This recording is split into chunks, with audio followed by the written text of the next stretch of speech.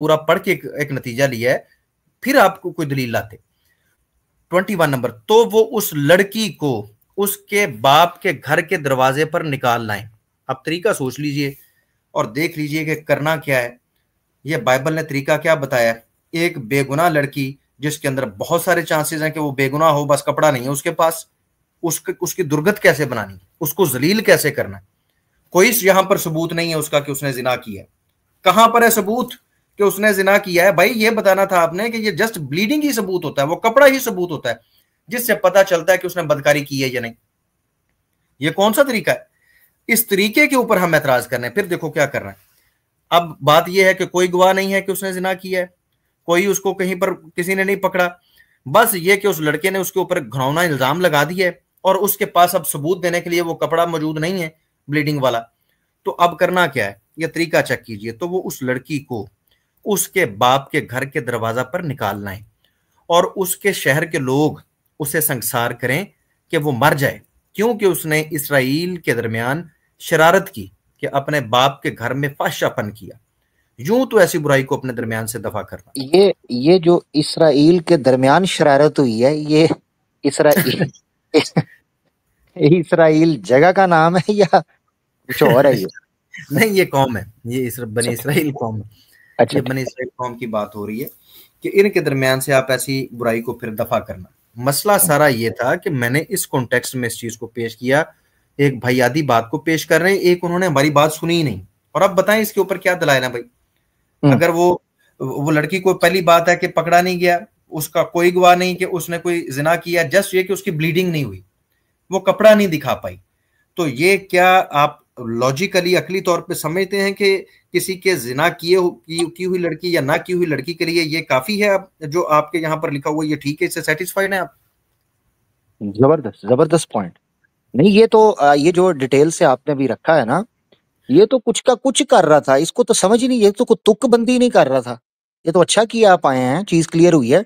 वरना मैं तो कंफ्यूज इस चीज पे था। ये कभी मेरे पास कह रहा है आपने पेश किया था, मैंने कहा यार मैंने तो इस तरह का कोई रेफरेंस नहीं। अली भाई ने जो पेश किया था वो यही बिल्कुल, ये जो वर्जन का टेस्ट जो है इस हवाले से, मैंने कहा वो अली भाई ने पेश किया था। हाँ मैंने कहता बिल्कुल। जी वो एक्स्ट्रा मैरिटल वाला वो मामला था। मैंने कहा मैंने जो पेश किया उसमें एक्स्ट्रा मैरिटल का नहीं था, वो तो फ्योंसी भी नहीं किसी की। उसको अगर कोई अब गली के नुक्कड़ खांचे के अंदर दबोच कर झींगा लाला हुर कर ले, उसके बाद वो चलता बने बाप को 100 पैसे दे के, चलो जी आगे बढ़ो। बिल्कुल। ठीक है। ये आमिर भाई ओवरऑल ये बात थी, और मैंने वहां पर भी ऐसी रखी है कि ये क्या तरीकाकार है और इस तरह कैसे मुमकिन है, आपने उसको जिना में नहीं पकड़ा है। हम्म, तो जस्ट ये चीज जो आपने बीच में एक बेतुकी चीज रखी है, आपको थोड़ा सा तो सोचना चाहिए कि खुदा ऐसी बात कर सकता है? जो जानता है कि लाजमी नहीं है कि ये सबूत होता है कि उसको ब्लीडिंग नहीं हुई तो इसका मतलब है कि वो उसने जिना किया है। ये ये कहां से बेतुका। इन्होंने ये? हाँ। हाँ, इतनी स्पोर्ट्स लेडीज हैं आजकल, वो तो उनके जो सर्वेज भी इंटरव्यूज भी आते हैं, वो कहती हैं जो स्पोर्ट्स वुमेन होती हैं, एक्सरसाइज की वजह से उनकी वर्जिनिटी जो होती है वो लूज हो चुकी होती है। That's a fact. उनको तो फिर आमिर भाई इनके अकॉर्डिंग उन ऐसी खवातीन को उन्होंने जिना किया हुआ, हालांकि उन्होंने नहीं किया हाँ हुआ। हाँ। इनके बात तो बकौल तो ये अली भाई उनके ऊपर, हाँ बिल्कुल, ये बात बहुत बहुत स्ट्रांग पॉइंट है आपका। हाँ, यहां पर हम ये कह रहे हैं कि इस हद तक आप तो औरतों के कातिल हैं। अगर ये शरीयत नाफिज कर दी जाए तो आप तो कई बेगुनाह औरतों को मार डालेंगे इसी चक्कर में कि इन्होंने जिना किया, क्योंकि आप इसराइल के अंदर ये बुराई बर्दाश्त ही नहीं कर सकते। आपने हम्म तो उनको मार डालना है और उनकी कोई चीज सिवाय उस कपड़े के आप कबूल नहीं करेंगे। और भाई हम्म वो कपड़ा अब कहां से आएगा जब जब वो बेचारियों ने ना जिना किया ना उनकी ब्लीडिंग हुई है? ये हम्म। क्या तरीका रखा हुआ आप लोगों ने? शर्म नहीं आती है? और फिर ऐसी जिंदाबाद। बातों को अपने हाथों से घड़ के कहते हो खुदा की तरफ से हैं। हम्म। हालेलुया इसके बाद, ना ना ना, हाँ। ओनली पूया पूया। हमारा ये दावा था, इसको सामने रख के ये चीज थी। जबरदस्त जबरदस्त जबरदस्त जबरदस्त जबरदस्त। अली भाई चूंकि अब आपने बाइबल खोल, जजाकल अली भाई आपने क्लियर किया। एक तो आयुष, अगर आप तरीके से बात करता ना मेरा भाई, तू तरीके से बात करता इज्जत के साथ, तो चौथी पांचवी बार तुम्हें लिया था, नहीं मगर रास नहीं आई। तो मैंने इतना ही पूछा कि भाई मसीही है, ब्लास्फेमी नहीं, ब्लास्फेमी नहीं, मैं भी कुछ बोल दूंगा, तो चले जा, चल जा कहीं और चला जा। चार लोगों में बैठ के बात करने का सलीका होता है, कुछ दमखम कुछ हल्की फुल्की बात बर्दाश्त भी बंदा करता है, अपने बारे में इर्द गिर्द बात हो रही हो। फटाफट जनाब मैं ये कर दूंगा तो वो कर दूंगा, फलाना कर। अली भाई अब आपने बाइबल खोल ही ली है, तो चले, मैंने प्रोग्राम के स्टार्ट में कहा था जहां तक तो प्रेजेंटेशन का ताल्लुक है मैं कोई बात नहीं करूंगा, मगर चूंकि ये भी आपके हवाले से क्लियरेंस चीज थी आपने की, एक चीज मैं पेश करता हूं। इसने एक बात की अपनी इसी प्रेजेंटेशन में, क्योंकि इसमें उसने मुतालबा किया है, लिहाजा मैं रखूंगा पॉइंट और मैं चाहूंगा इस पर आपका तबसरा। ये देखें जी, नबी पाक सल्लल्लाहु अलैहि वसल्लम की वही के ऊपर एतराज करते हुए यसु की कुती ने एक एतराज रखा और मुतालबा किया। अब हम उस मुतालबे के ऊपर बात कर लेते हैं, सुने जरा। टेस्टमेंट और न्यू टेस्टमेंट में जाके चीजें ढूंढने की बड़ी आदत है। अब मैं ढूंढने लगा हूं चीजें, तूने कहा है ना, तो अब सुन जरा। टेस्टमेंट और न्यू टेस्टमेंट में जाके चीजें ढूंढने की बड़ी आदत है इनको। मुझे कोई मुसलमान एक तो बताए कि मोहम्मद ने जो अपने आप को नबूवत का दावा किया ओल्ड टेस्टमेंट के नबियों की तरह, इस नबी के पास फरिश्ते ने आके उसको 3 मरतबा भींचना शुरू किया और मायनीज निकालना शुरू किया। हेलुसिनेशन में वो बता रहा है कि उसको इतनी जोर से भींचा कि he I could not bear it any more. लो जी अली भाई, हमसे मुतालबा किया गया है कि जी, अब देखे इसने कहा है जी जी कि निकाल के दिखाओ, है ना जी। जी जी हमने तो बिल्कुल। कहा, जी जी बिल्कुल, हमने तो ये कहा था कि भाई तुम हम पर ये आरोप लगाते हो कि बैसाखी के बगैर डिफेंस नहीं हो सकता। हमने तुम्हें कहा था अल्हम्दुलिल्लाह इस्लाम इंटरनली इतना सेल्फ सफिशिएंट है, सेल्फ एविडेंट है, सेल्फ फोर्टिफाइड है, इंडिपेंडेंट है कि अपने प्रिंसिपल्स को एक्सप्लेन करने के लिए बाहर किसी धर्म की जरूरत उसको नहीं है। हम कब पेश करते हैं क्रिश्चियनिटी के किसी आर्ग्यूमेंट को या हिंदुत्व में से किसी के शास्त्र को या और किसी साइंटिफिक आर्ग्यूमेंट को, जब सामने वाले का दिमाग बंद हो जाए और वो रैशनल लॉजिक और रियलिटी की बेस पर चीजों को नहीं बल्कि इमोशनल रोमांटिसिज्म की बुनियाद पर फोबिया का शिकार हो चुका हो या किसी वजह से वो अंधभक्त हो चुका हो, तो उसको होश में लाने के लिए ठंडा पानी उसके ऊपर फेंकना पड़ता है, और अगर दिमाग जाम हो चुका है तो तेजाब फेंकना पड़ता है। ये हमें जरूरत पड़ती है, ये हमने कहा। आज इसका सबूत आपको मिल गया, जो हमने इसकी सारी की सारी प्रेजेंटेशन के ऊपर सवाल उठाया और आगे भी पार्ट 2 में बात होगी।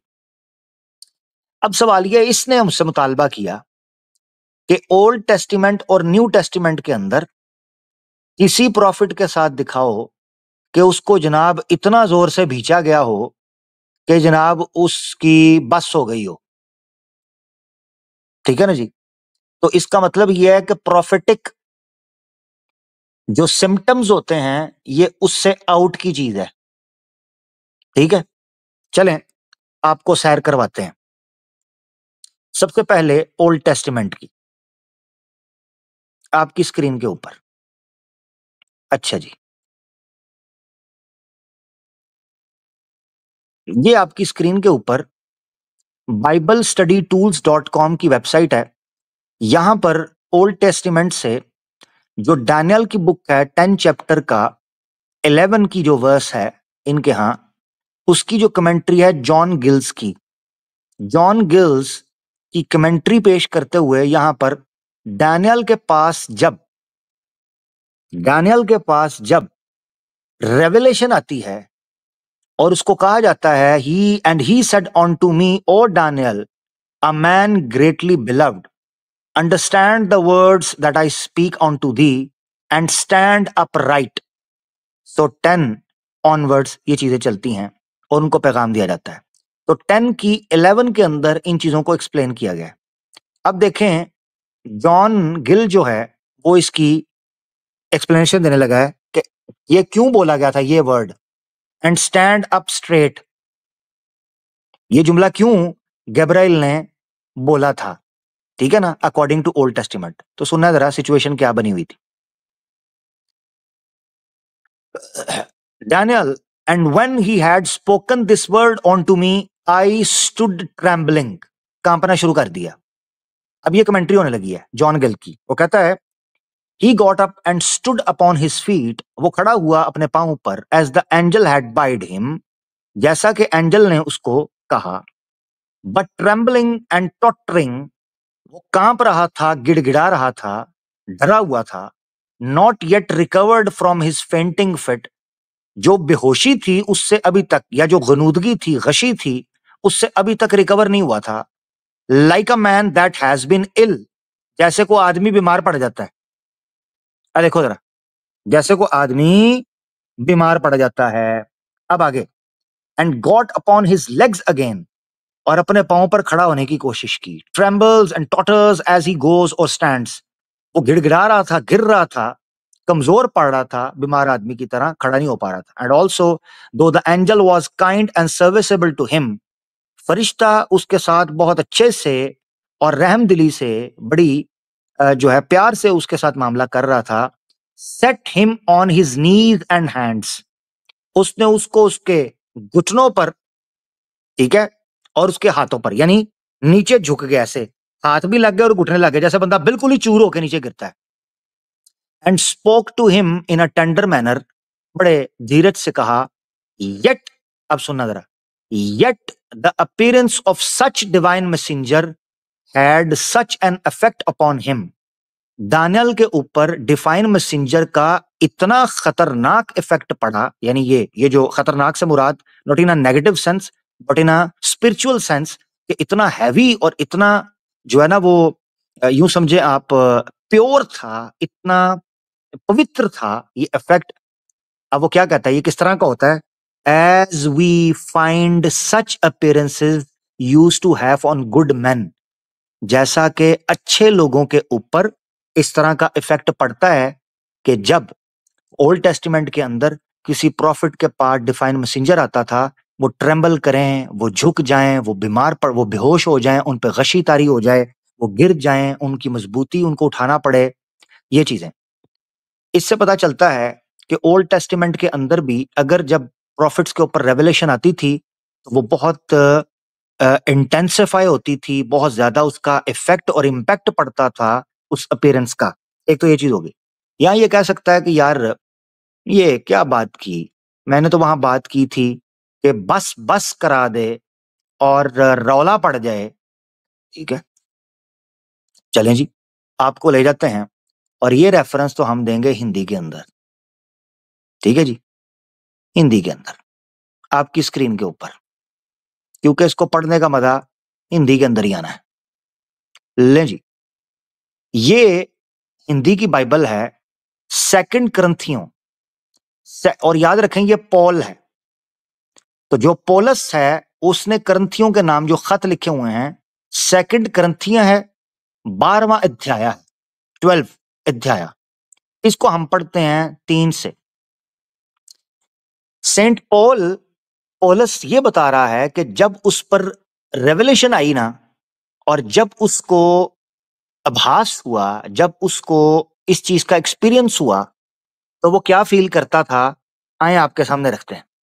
ये देखिएगा, वो कहता है मैं ऐसे मनुष्य को जानता हूं, न जाने दे सहित, ठीक है, न जाने दे सहित, न जाने दे रहित, परमेश्वर ही जानता है. 4 में क्या कहता है, इसको जूम कर रहा हूं ताकि ये नजर आए. 4 में, कि स्वर्ग लोक पर उठा लिया गया. ये पौल कहता है मेरा एक्सपीरियंस ये था, मुझे ऐसे फील हुआ मैं स्वर्ग की तरफ उठा लिया गया हूं. अब सुनते जाना. और ऐसी बातें सुनी पौल ने जो कहने की नहीं, और जिनका मुंह पर लाना मनुष्य को उचित नहीं. कहता मैंने ऐसी बातें सुनी. अब आगे 5 पे चलें. ऐसे मनुष्य पर तो मैं घमंड करूंगा, परंतु अपने पर अपनी निर्बलताओं को छोड़ अपने विषय में घमंड ना करूंगा. 6, क्योंकि यदि मैं घमंड करना चाहूं भी तो मूर्ख ना होऊंगा, क्योंकि सच बोलूंगा. वो कहता है मैं घमंड करना चाहूं भी ना तो मैं घमंड कर सकता हूं. अब सुनना है, वो कहता है मैं क्यों घमंड कर सकता हूं, मेरे पास क्या, मेरा एक्सपीरियंस क्या है, क्योंकि सच बोलूंगा. तभी रुक जाता हूं, ऐसा ना हो कि जैसा कोई मुझे देखता है या मुझसे सुनता है, मुझे उससे बढ़कर समझे। अब सुनना। और इसलिए कि मैं प्रकाशों की बहुतायत से फूल ना जाऊं। और इसलिए कहता, मैं रुकता क्यों, अब सुनना। और इसलिए कि मैं प्रकाशों की बहुतायत से फूल न जाऊं, मेरे शरीर में एक कांटा चुभाया गया। लो, चेक करो। अपॉल कह रहे हैं, ये रेवलेशन का एक्सपीरियंस चेक कर न्यू टेस्टिमेंट से। मेरे शरीर में एक कांटा चुभाया गया, कांटा लगा। मैंने तुझे कहा है, अभी मैं चड्डी उतारूंगा उस स्ट्रीम्स के अंदर जब मैं यही आरोप उठाऊंगा तुम्हारी किताबों पे। तो याद रखना, अभी मैंने कांटा ठोका है। तूने मांगा था ना कि रेवलेशन में कभी ऐसे हुआ हो, ओल्ड टेस्टिमेंट न्यू टेस्टिमेंट। अब देख क्या हो रहा है। मेरे शरीर में उईमा, कांटा चुभाया गया, अर्थात शैतान का एक दूत की मुझे घूंसे मारे। चेक करो, मुक्के, कांटा लगा पॉल के पिछवाड़े में। और पॉल कहता है मेरे पिछवाड़े में कांटा लगा, अर्थात जैसे कि शैतान का एक दूत के मुझे घूंसे मारे। पॉल कहता है कि मेरा, जब मुझे रेवलेशन आती थी, मुझे ऐसे लगता था कोई मुझे मुक्के मार रहा है। चेक करो, शैतान का एक दूत के मुझे घूंसे मारे ताकि मैं फूल ना जाऊं। कहता है ताकि मैं मोटा ना हो जाऊं। यानी शैतान ने, ये फूलता था ना, तो शैतान का दूत जो है साथ इसको मुक्के मारता था और पॉल के सुराख के अंदर कांटा भी मारता था। उईमा,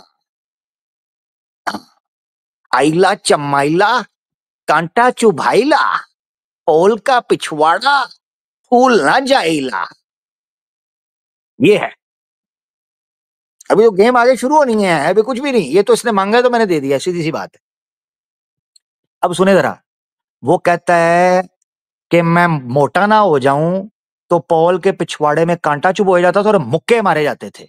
अब सुने, इसके विषय में इसने क्या जुमला बोला था, सुनो जरा, पहले सुन लो ताकि मैं इसको ये बताऊं। हेलुसिनेशन में वो बता रहे हैं कि उसको इतनी जोर से भींचा कि he I could not bear it any more. ठीक है जी, एक तो ये चीज इसने मांगी थी, दूसरा मांगा था 3 बार कि मोहम्मद ने जो अपने आप को नबूवत का दावा किया ओल्ड टेस्टमेंट के नबियों की तरह, किस नबी के पास फरिश्ते ने आके उसको 3 मर्तबा भींचना शुरू किया और मायनीज निकालना शुरू किया। 3 बार, ठीक है ना। 3 का आंकड़ा, 3 का आंकड़ा पूरा करने लगा हूं मैं ट्रिनिटी के आंकड़े के मुताबिक। कहता है 8वां पढ़े, ये 8वां।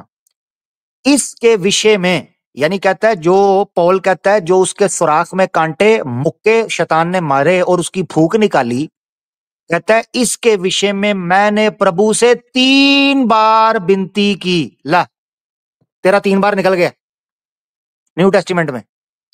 इसका मतलब है इस विषय में, इसका मतलब है 3 बार पॉल की मोरी के अंदर कांटा लगा, उईमा उईमा, और मुक्के पड़े उसको उसकी फूक निकालने के लिए शैतान की तरफ से। तो कहता है इसके विषय में मैंने प्रभु से 3 बार विनती की कि मुझे मुझे ये दूर हो जाए, मुझसे ये दूर हो जाए। लो, तो दूसरा इतराज भी हल हो गया, 3 बार वाला भी और ये भी कि बस हो जाए। सुनो जरा, I could not bear it anymore. I could not bear it any मोर।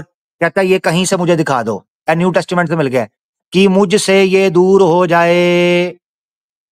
3 बार पिछवाड़े में कांटा, शैतान के मुक्के, घूंसे, ताकि भूल ना जाए। अब देखना वो क्या कहता है आगे 9 में। और उसने मुझसे कहा मेरे अनुग्रह तेरे लिए बहुत है, क्योंकि मेरी सामर्थ निर्बलता में सिद्ध होती है। इसलिए मैं बड़े आनंद से अपनी निर्बलताओं पर घमंड करूंगा कि मसीह की सामर्थ मुझ पर छाया करती रहे। वो कहता है मैंने वो उससे खुदा से पौल कहता है मैंने ईश्वर से कहा कि ये जो मोरी के अंदर कांटा लग रहा है उई माँ करके 3 बार और कुसुन्ने घूंसे मारे जा रहे हैं मेरी फूंक निकालने के लिए, मेरी बस हो गई है, मेरा धुआं निकल गया है, बस कर दो जी। ईश्वर को उसने कहा जी बस कर दो। ईश्वर ने कहा चुप, मजा लेने दे, होने दे उसने। और फिर पौल भी आगे से कहता है मैं भी चुप कर गया कि मसीह की सामर्थ मुझ पर छाया करती रहे, ठीक है ठुकाई होती रहे। वाह जी वाह, बाढ़ में जाए जनता अपना काम बनता, गूंगे बहरों की नगरी कौन किसी की सुनता, उई मां कांटा लगा। अच्छा, अब एक ये हो गया। अब मैं आपको एक रेफरेंस देने लगा हूं, ये भी बहुत इंपॉर्टेंट है। तो ये देखें, ये इसने मुझसे कहा था, कैरेक्टर ऑफ रसूलुल्लाह सल्लल्लाहु अलैहि वसल्लम के ऊपर इसने कहा दो, हमने इसको दे दिया। इसलिए मैंने प्रोग्राम के स्टार्ट में कहा था आज मेरा इरादा है ये जी बेछाकी बेछाकी हम कोई ऐसी चीज नहीं करेंगे मगर जिसमें तुम डिमांड करो। एक और रेफरेंस पोल खोलने के हवाले से मैं आपके सामने रखने लगा हूं कि पोल को टेम्पोरल लोब एपिलेप्सी थी, ये भी मैं आपके सामने रखने लगा हूं। इन्हीं वाकयात की वजह से इसके ऊपर बकायदा एक जर्नल आया और नेशनल लाइब्रेरी ऑफ मेडिसिन के अंदर आपको इसकी पूरी फाइल मिल जाएगी। उसमें बताया गया कि पॉल को जो उईमा वाला कांटा लगता था इसकी मोरियों में और इसको कुछ सुनने पड़ते थे, उनकी हैसियत और औकात क्या थी। ये देखो जी आपकी स्क्रीन पर ये आर्टिकल मैं दिखा रहा हूं नेशनल लाइब्रेरी ऑफ मेडिसिन में। यहां पर ये आप देख सकते हैं 1987 के अंदर एक न्यूरोसर्जरी साइकेट्री का आर्टिकल छपा 1987 जून के अंदर। उसमें जो सेंट पॉल है उसके बारे में क्लेम किया गया टेम्पोरल लोब एपिलेप्सी। ठीक है जी, अब वो क्या बताते हैं, इसका फुल टेक्स्ट जो है पेज नंबर, ये मैं आपको कवर कर देता हूँ, ओरिजिनल स्कैन जो है इसका, ठीक है ना, ये भी आप देख लें। Journal of neurology neurosurgery and psychiatry 1987, occasional history review saint Paul at, ठीक है, लैंडरसन बोरोग फॉर्मरली ऑफ चांग हुआ क्रिश्चियन हॉस्पिटल ताइवान। समरी क्या निकालते हैं ये मैं आपको यहां पर बताने लगा हूं, ये देखना, पहले यहां से देख लेते, चले समरी यहां से पढ़ लेते। Evidence is offered to suggest a neurological origin for Paul's ecstatic visions. Paul's physical state at the time of his conversion is discussed and related to these ecstatic experiences. It is postulated that both were manifestations of temporal TLP, epilepsy के symptoms थे Paul को। Check कर, वो बात करता है जी old testament new testament में revelation को साबित करने जाएंगे जहाँ कर दिया है। अब भुगत, आज के बाद मुझसे रेफरेंस ना मांगी। अच्छा देखो जी, saint Paul in a letter to the church in, जो मैंने पेश किया Corinthian, describes an ecstatic personal experience in which he felt caught up to paradise. Paul को ये लगता था वो जन्नत में, स्वर्ग में पहुंच गया। Mentions other visions in relation to these, he writes of a thorn in the flesh, वो कहता है मुझे अपने गोश्त के अंदर कांटा चुभता है, कांटा पटक पटक। अ metaphor for an unpleasant infirmity which periodically racked him, जिसने तोड़। It is postulated that Paul was subject to episodes of temporal lobe epilepsy TLE और complex partial seizures, उसको seizures होते थे, लो, some of which progressed to generalized convulsions. Much has been written about the nature of Paul's illness and many theories propounded. The evidence upon which a diagnosis can be made is meagre. Yet the description of his static experience is perhaps the most important index. ठीक हो गया जी, ये 3 references मैंने इसके मुतालबे पर पेश किए हैं अली भाई, जिससे ये चीज क्लियर हो जाती है। ये कहता है कि नबी पाक सल्लल्लाहु अलैहि वसल्लम को जो रेवलेशन का एक्सपीरियंस हुआ था, नाउज बिल्लाह, उनके कैरेक्टर पर सवार उठा रहा था, तबाही फिर गई है कि सेंट पॉल कहता है उसके सुराख के अंदर कांटे मारे गए, वो कहता है उसको शैतान ने मुक्के मारे, वो कहता है कि जनाब मैंने 3 बार विनती की मेरी जान छुड़वाओ इनसे, मुक्के बड़े तगड़े पड़ रहे हैं, कांटे बड़े गलत जगह पर चुभ रहे हैं। उन्होंने कहा चुप कर जा, बस कम पहन दे, और ये सारा मामला चलता रहा। ओल्ड टेस्टामेंट से डैनियल के हवाले से चैप्टर 10 से हमने पेश किया, जिसमें पता चला कि जब उनकी तरफ डिवाइन अपीयरेंस हुई थी, वो भी गिड़गिड़ा कर, कमजोर पड़कर, बीमार पड़कर गिरे, फिर उनको हिम्मत मिली, उठे। तो ये चीजें वो मानते हैं कि इस तरह कि जब स्पिरिचुअल अवेकनिंग होती है या रेवलेशन आती है, डिवाइन मैसेंजर आता है, तो इस तरह की फीलिंग्स इंसान को होती हैं। जी अली भाई, ये इसके मुतालबे पर मैंने पेश किया, अदरवाइज मेरा कोई इरादा नहीं था। जज़ाकल्लाह। नहीं, बहुत ज़बरदस्त आमिर भाई, आपने मुतालबा पूरा किया और ट्रिनिटी का भी बीच में आपने ख्याल रखा। अब मसला ये है कि ये चाहता है, ये चाहता है कि किसी तरीके से बाइबल के अंदर जो चीज़ें मौजूद हैं वो क्यों छुपी हुई हैं दरअसल, और फिर उसको पता है कि बाइबल मुकद्दस जो मौजूद है इतनी मुकद्दस है कि उसको पढ़ने से इनके पास्टर और ये खुद शर्माने लगते हैं लाइव में। जब हम कहते हैं कि जस्ट खैर बरकत के लिए हम कुछ आपसे वाक़यात कहते हैं, कुछ टेक्स्ट कहते हैं वो पढ़ दीजिए, तो इनसे पढ़ नहीं होते। इसी सिलसिले में जैसे कि आपने ये इनकी प्रॉफिटहुड की अगर बात की जाए, न्यू टेस्टामेंट के प्रॉफिटहुड की, उसके ऊपर मैं एक नुक्ता बयान करूंगा। बाकी इंशाअल्लाह ताला जब आप इसके ऊपर स्ट्रीम करेंगे तो मैं ज़रूर इंशाअल्लाह हाजिर होऊंगा। और बिल्कुल, बल्कि मैं जी बल्कि थैंक यू, सॉरी मैं आपको काट रहा हूँ। मैं आपको लाइव ही ये कह रहा हूँ कि जो हमारी ये एक तो पार्ट 2 होगा इस हवाले से, जो एलिगेशंस हैं उनको हम प्योरली वो रखेंगे, मगर जी इंशाल्लाह नेक्स्ट जो स्ट्रीम्स जो इसने एतराज किए हैं वो एतराज हम इनको रखकर टेबल टर्न करके देंगे। ये भूल जाएं कि टेबल टर्न नहीं होगा, और उसमें अली भाई मुझे आपकी बिल्कुल जरूरत होगी, आपके बगैर वो स्ट्रीम मुकम्मल नहीं होगी इंशाल्लाह। मैं हाजिर हूँ। और मैं आपको बताऊं कि जो इसने एलिगेशन रखे वो तमाम के तमाम इनके हम ओल्ड टेस्टामेंट और न्यू टेस्टामेंट्स में जिस पे इनको बड़ा मान है ना, न्यू टेस्टामेंट में इन्होंने मसीह अलैहिस्सलाम पे वो गंदे गंदे इल्जामात लगाए हुए, इन्हें पता ही नहीं। तो थोड़ा सा मैं तबरकन आज, क्योंकि ये टॉपिक प्रॉफिटहुड का चल रहा है, तो मैं अपने सामईन को बताता चलूं जो सुन रहे हैं, इनके यहाँ प्रॉफिटहुड का तसव्वुर क्या है। न्यू टेस्टामेंट का जो प्रॉफिटहुड का तसव्वुर है वो बड़ा ही अजीब है। आपने बड़ी बड़ी किताबें पढ़ी होंगी, आपने बड़े बड़े शास्त्र पढ़े होंगे, आपने हिंदुइज्म की किताबें पढ़ी होंगी और आप कहेंगे भी बड़ी बड़ी लीलाएं हैं, लेकिन आप न्यू टेस्टामेंट का प्रॉफिटहुड का जो तसव्वुर है उसको देखें तो आप हैरान हो जाएंगे कि आखिर उन्होंने कौन सा ऐसा कारनामा किया कि खुदा मजबूर हो गया कि उनके ऊपर वही नाजिल करे। क्योंकि इसी सिलसिले में बात चल रही है तो तबरकन मैं एक चीज न्यू टेस्टामेंट से पेश करूंगा आमिर भाई, वो ये है कि मैं पहले अपना छोटा सा इसके अंदर मुकदमा रख लूं कि हुआ जरूर क्या था। जरूर, बिल्कुल तफसील से रखें अली भाई, कोई मसला नहीं है, बिल्कुल रखें।